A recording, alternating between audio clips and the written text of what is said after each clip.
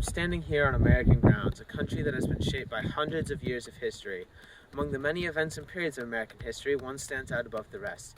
It was the peak of patriotism and the formative period of our country.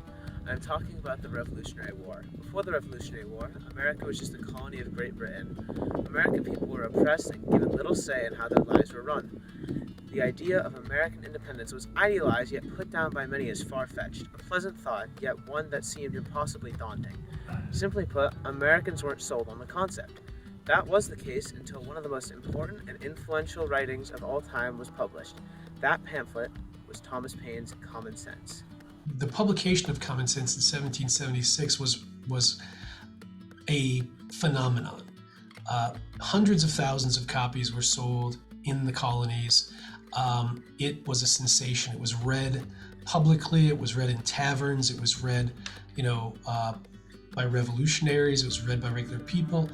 George Washington even said it really changed his mind about the prospect of independence. It laid out an argument for independence and against monarchy, against this connection to Britain, in a way that the common person could understand. If you read Common Sense, right, it's not written, Paine's not showing off how educated he is.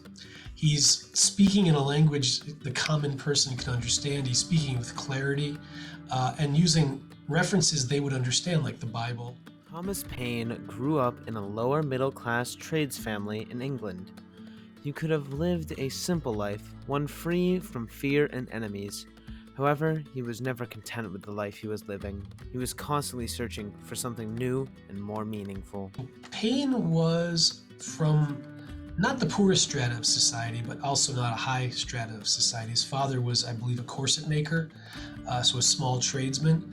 In England, Paine was raised in that trade, hated it, was not very good at it, failed in it.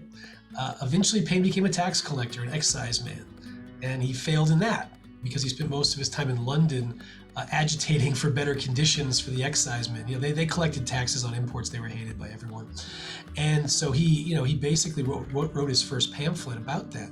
But he had a fascinating life. He actually served on a privateer, a licensed pirate ship under Captain Death. His life was interesting in that he was raised in a trade.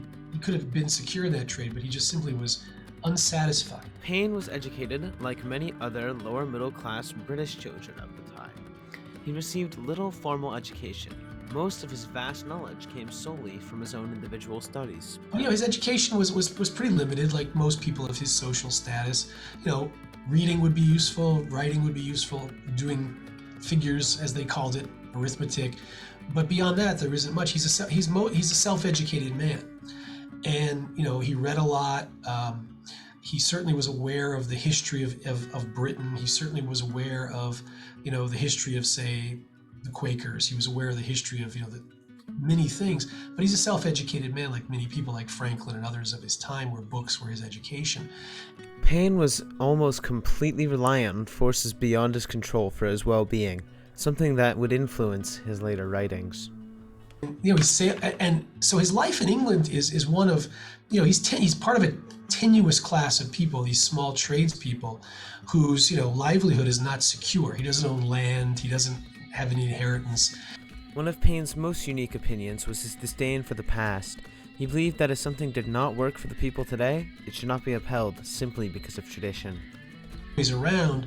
The question is, how do you interact with it? And I think that's something from Common Sense that we argue about to this day.